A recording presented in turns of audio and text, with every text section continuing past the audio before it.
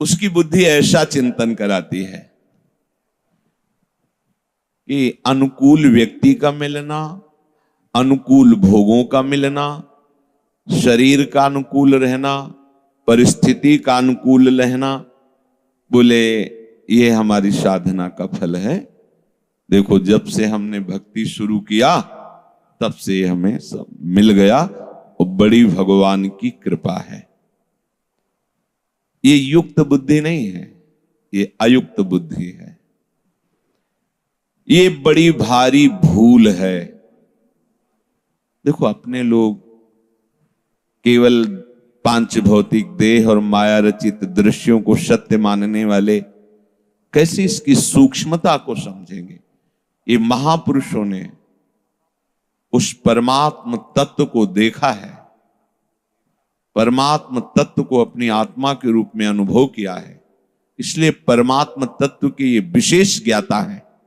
ये कह रहे हैं कि जो उपासक अनुकूल परिस्थिति, अनुकूल भोग सामग्री, शरीर का स्वस्थ रहना, अनुकूल वातावरण, तो भगवान की बड़ी कृपा है ऐसा मानता है, बोले बड़ी भारी भूल कर रहा है। ये बड़ी भारी भूल है जो भगवत कृपा को अनुकूलता में तौल रहा है। अनुकूल भोग पदार्थ में बुद्धि राजी रहती है, अनुकूल परिस्थिति में राजी रहती है, अनुकूल व्यक्ति, अनुकूल वस्तु में राजी रहती है। और जब ये बुद्धि राजी रहती है तब ये माया में होती है। इसीलिए बहुत बड़ी भूल है, ध्यान देना। उसका माया बंधन दृढ़ होता है। ये अनुकूल परिस्थिति, अनुकूल व्यक्ति, अनुकूल वस्तु, शरीर का अनुकूलता, स्वास्थ्य आदि को लेकर ये सब भगवद विमुखता प्रकट करने वाले हैं। होता है, ऐसा ही होता है। जो मलिन अंतःकरण वाले हैं वो इसे समझेंगे, फिर रहा क्या जीवन में? जब ये सब बंधन है तो फिर बचा क्या? जीवन ही क्या बचा? हाँ, तो अपने अस्तित्व को प्रभु में समर्पित कर दो, यही जीवन का स्वरूप प्रकाशित करेगा। माया के मोह के बंधन में बंधकर जो अलग कर देने वाली बात है वो ये है, उपासना में चला पर अनुकूलता की मांग बनी हुई है। बहुत सत्संग भगवत प्राप्ति के लिए तो सुलझना है, अंदर से देखो। सत्संग में बैठ करके हम सत्संग के वचनों में डूब रहे हैं। अगर एसी होती यहां तो थोड़ा अच्छा होता, कूलर हमारे सामने ही होता तो अच्छा होता। ये व्यक्ति हलचल करता है, हट जाता तो अच्छा होता।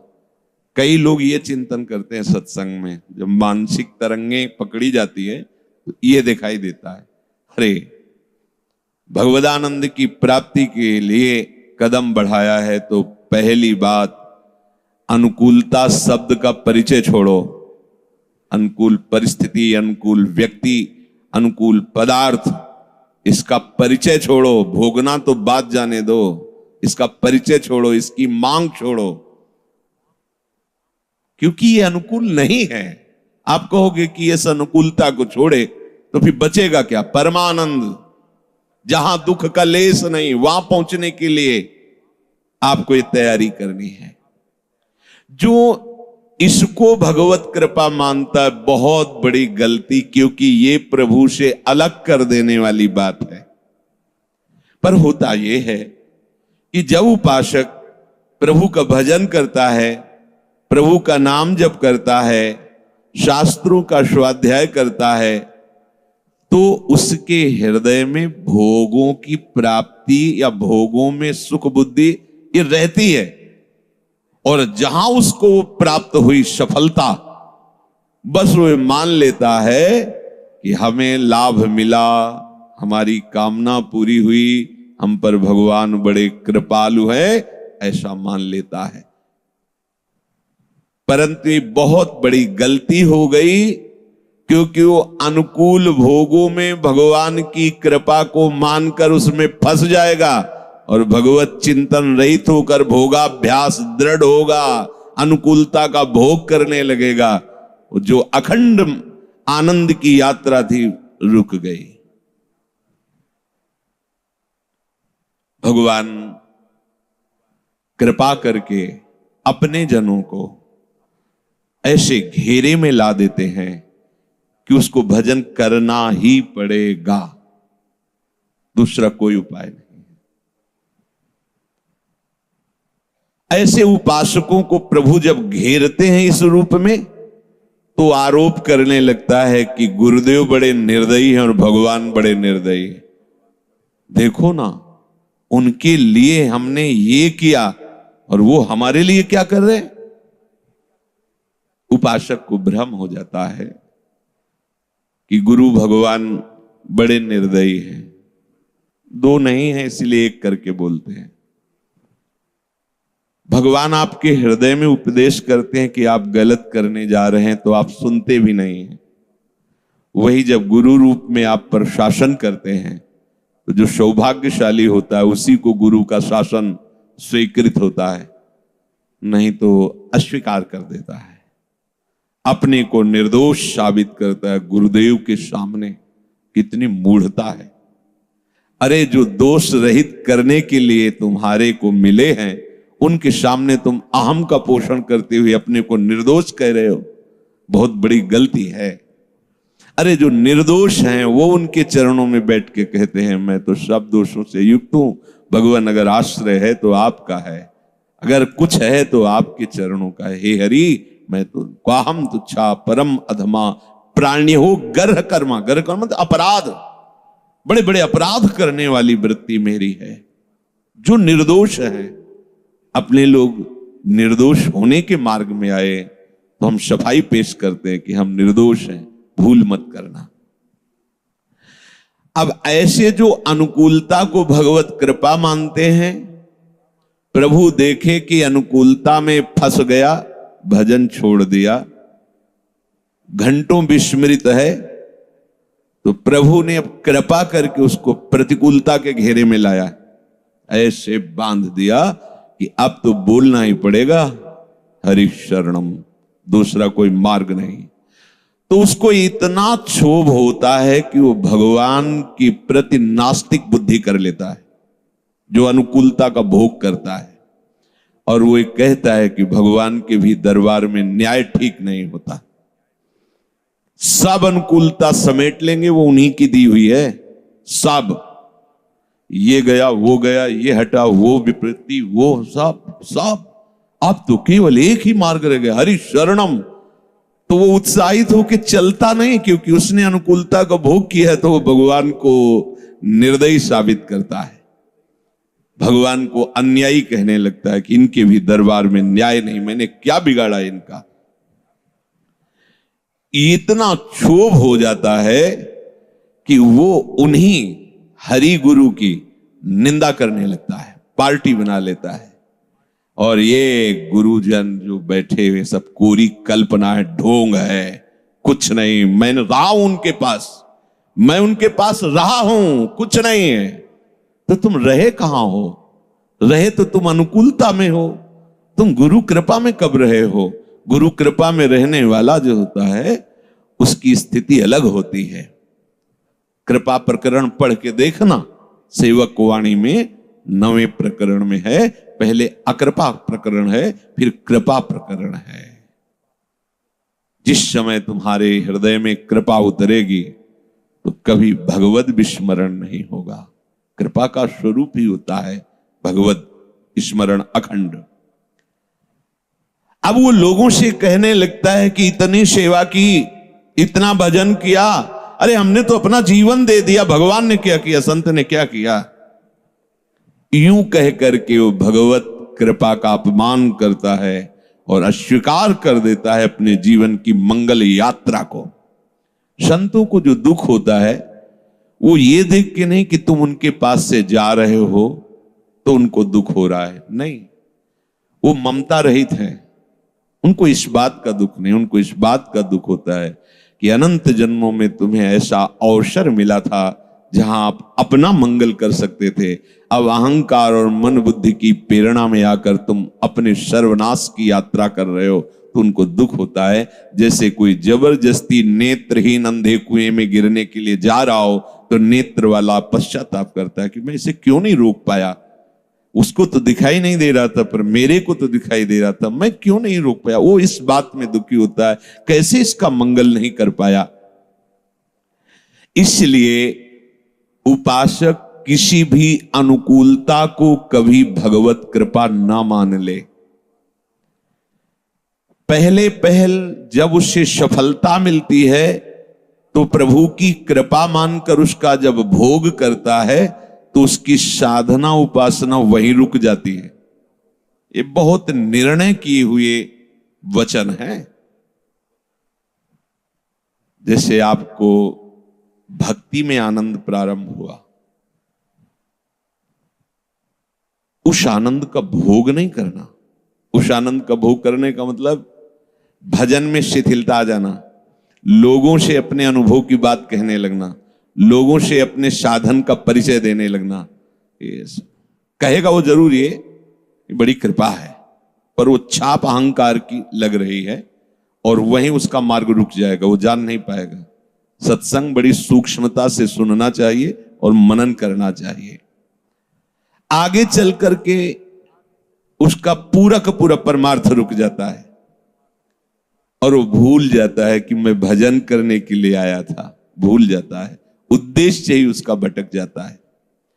फिर तो वो अपने को साधु, अपने को उपासक और भक्त दिखाने के लिए पूरा अहंकार झोंक देता है। जितना नाटक कर सके उतना ही, जितना नाटक, बस कोरा नाटक रह जाता है, आंतरिक परमार्थ की वृत्ति नहीं रहती। ऐसा कार्य करने से लोग हमारी प्रशंसा करेंगे, ऐसा पहनावा पहनने से लोग हमारा आदर करेंगे। अपनी बल बुद्धि चतुराई कला कौशल केवल घमंड के लिए प्रयोग कर देता है। बना रहे ये मान सम्मान और यश कीर्ति। प्रभु को भूल करके अहंकार की पूजा करने लगा और करवाने लगा, बहुत सूक्ष्मता से। सबको बताएगा कि मैंने भगवत प्राप्ति कर ली है, जहां मुझे पहुंचना चाहिए वो पहुंच चुका हूं। क्यों बता रहे हो? जरूरत क्या है? अहंकार का पोषण, नाटक की पुष्टता। मैंने तो विषयों पर विजय प्राप्त कर ली है, मैंने तो अमुक अमुक साधना करके। इस प्रकार सर्वत्र वो अपने जीवन को केवल अहंकार की पूजा में लगा देता है। फिर उस अहंकार का पुजारी अपने को भगवान का प्रचारक मान करके जगत में पुजवाता है अपने को। और अहम की पूजा में जब किंचित व्यवधान उपस्थित होता है तो बौखला उठता है, और जो नहीं करना चाहिए वो भी करने के लिए वो राजी हो जाता है। दलबंदी कर लेगा, राग द्वेष बढ़ेगा, शत्रुता का वायुमंडल बना लेगा और ऐसे प्रवाह में बहने लगेगा कि अब वहां कोई ब्रेक नहीं है, कोई रुकावट नहीं। वो बहता फिसलता नष्ट होता चला जाता है। अक्षरशः सत्य है, ऐसा ही। उस पतन के प्रवाह से फिर कोई लौट नहीं पाता है, भगवत कृपा ही लौटाती है। दूसरे की सामर्थ्य नहीं कि कोई लौट पावे। इसीलिए स्मृति भ्रंशः बुद्धिनाशो और बुद्धिनाशात् प्रणश्यति। प्रभु जिस पर कृपा करते हैं तो शुरुआत में ही प्रतिकूलता, परिस्थिति प्रतिकूल, शरीर प्रतिकूल, वायुमंडल प्रतिकूल, कोई भी उसे प्यार से देखने वाला नहीं, बोलने वाला नहीं। जितने प्यार करने वाले थे सब उसकी उपेक्षा करने लगे, सब उसका त्याग करने लगते। ये कृपा पहचानना। प्रभु कृपा करके उसके सब सुख सुविधा का नाश कर देते हैं।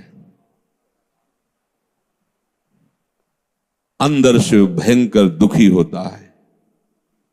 डॉक्टर देख रहे हैं जैसे कोई कोई इंजेक्शन होता है, बहुत लगता है, वो जाता है जिस नस नाड़ी में, वो इन्फेक्शन नष्ट करने का होता है, पूरी नस। तो ऐसे इंजेक्शनों में डॉक्टर उपस्थित रहता है, क्या हो रहा है देखता है। ऐसे हाई इंजेक्शन भगवान लगाते हैं, भारी प्रतिकूलता, और फिर देखते रहते हैं कि कितनी सीमा तक दुख चढ़ रहा है इसके। जब वो देखते हैं कि कहीं भी इसका मन अब किसी भी तरफ जाए ऐसा रास्ता मैंने नहीं रखा, सब काट दिया है। अगर कहीं देखा कि अभी अमुक है, तो वहां पहुंचवाया और उनको प्रेरित करके उसका अपमान करवाया, कटुवचन बुलवाए, लांछन दिलवा दिया। अब वहां से भी हटा। जब देख लिया कहीं कोई भी इसका सहयोगी नहीं है, अब भगवान अपने मार्ग को प्रकाशित किए, देखो ये मेरा मार्ग है। जो ही वो भगवत मार्ग में कदम रखा तो जो दुख की प्रतिकूलता की ताप उसे जला रही थी, एकदम शीतल हो गई। तब कहता, हो कृपालु, आप कृपा ना करते मैं तो जान ही नहीं पाता प्रभु। बलिहारी बलिहारी, आपने प्रतिकूलता दे करके, रोग दे करके, अपमान करवा करके, दुख दे करके मुझे महासुख की स्थान पर खड़ा कर दिया। जब तक कोई सफलता को, अनुकूलता को भगवत कृपा मानता है तो अपने अभिमान का पोषण करता है, उसका अभिमान बढ़ता है। जिसका अभिमान बढ़ता है उससे प्रभु और संयम, नियम, पवित्रता, धर्म ये सब दूर हो जाते हैं। वो मोहवश अपने को ऐसा मानने लगता है कि मेरे लिए अब कुछ भी असंभव नहीं, मैं कुछ भी कर सकता हूं। बहुत हल्की बुद्धि होती है ऐसा। उपासक कभी अनुकूलता को भगवत कृपा ना माने, नहीं तो हम आपको कहते हैं दर्शन भी छूट गए वृंदावन के, और हालत यह है कि अश्रद्धा हो गई उनको नाम मंत्र से, क्योंकि एमएलए नहीं बने। एमएलए बनने के लिए उन्होंने खेती बेची, रुपया पैसा लगा, सब खत्म। अब जब बने नहीं तो कोई तुम्हें न गार्ड, न कोई साथी, न कोई मित्र। अब आ गए अपनी स्थिति में आ गए तो सोचा भगवान निर्दयी है, वो ठीक न्याय नहीं करता, जो पीछे वर्णन किया। ऐसा ही वो मोहवश सोचता है कि मैं असंभव को भी संभव कर लूंगा, चाहे जो भी बात हो, मैं जो बोलूंगा वही होगा। आगे वर्णन करें, अब जगत में जितनी भी शक्ति है वो मेरे अधीन होगी। मैं किसी को भी नीचा दिखा सकता हूं, किसी को ऊंचा उठा सकता हूं। वो बकने लगता है। प्रभु की अकृपा होने पर ऐसी स्थिति आती है। इसलिए कभी किसी के मन में ऐसी धारणा नहीं आनी चाहिए। भक्तों का स्वभाव बड़ा पवित्र होता है। ये बोले कि ब्याहुला हो रहा है, पानी तो गिर ही नहीं सकता, आप चिंता मत, कोई नहीं, गिरो, आराम से गिरो। हम 4 लाइन ब्याहुला करके बंद कर देते हैं, दोनों दुल्हा दुल्हन को लेके अंदर विराजमान हो जाते हैं। क्या जाता है, आप खेलो जैसे आपको खेलना हो। भजन का प्रयोग प्रकृति को रोकने में थोड़ी है, भजन का प्रयोग प्रेम रस में डूबने के लिए है, प्रियालाल के रिझाने के लिए है। सारे जगत के अपनत्व, बंधुत्व, ममता, इसका विनाश करते हैं भगवान अपने कृपा पात्र के जीवन में। शब्द याद रखो, अपनत्व, बंधुत्व, ममता। कुछ उपासक भूल कर बैठते हैं, ये धर्म की बहन है तो अधर्म की क्या के जो घर में छोड़ के आए हो। ये धर्म की माता बनाई तो अधर्म की माता थी क्या? एक ही धर्म की माता होती है क्या? पूरे विश्व की जितनी भी नारियां हैं सब धर्म से हमारी मां है। जननी सम जाने पर। ये मोह बहुत विचित्र चाल चलता है। अपने शरीर संबंधियों का तो जिस मार्ग में तुमने त्याग किया, फिर नए आके यहां बना रहे हो। ये हमारे धर्म से बहन, ये धर्म से काकी, ये धर्म से मामी। धर्म और अधर्म दोनों हमारा, न किसी से अपनापन और न किसी से परायापन। जब अपनापन ही नहीं तो परायापन किससे हो सकता है? अपनापन का ही जो साइड इफेक्ट है वो परायापन है। अपनापन तो केवल प्रियालाल से है। तो सारे जगत में हमारे प्रियालाल ही अपने हैं, वही है, दूसरा नहीं। ये बिल्कुल सहज में आप समझ लीजिए। जब आपके ऊपर भगवत कृपा उदित होगी तो जगत के जितने अपनत्व हैं, बंधुत्व हैं, जहां जहां ममता है, उसका नाश कर देंगे। नाश दो प्रकार से होता है, सामने से उसे हटा देना या विवेक से, बुद्धि से हटा देना, अंदर से उसका कनेक्शन हटा देना या बाहर से उस सत्ता ही न रहने देना, हटा देना। वो सर्व समर्थ है।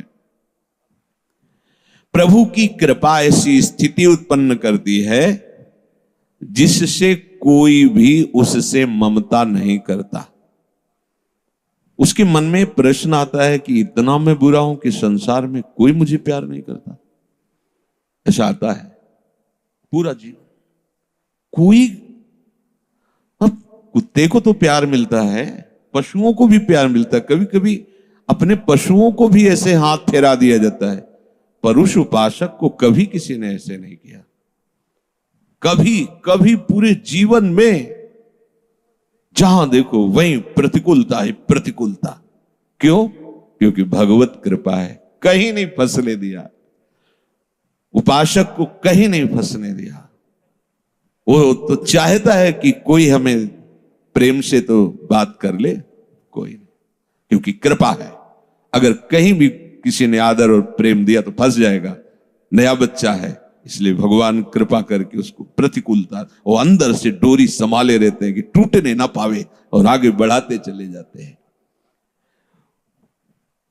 सारी ममता, सारा राग जब प्रभु नष्ट कर देते हैं तब उसके ज्ञान चक्षु खुलते हैं।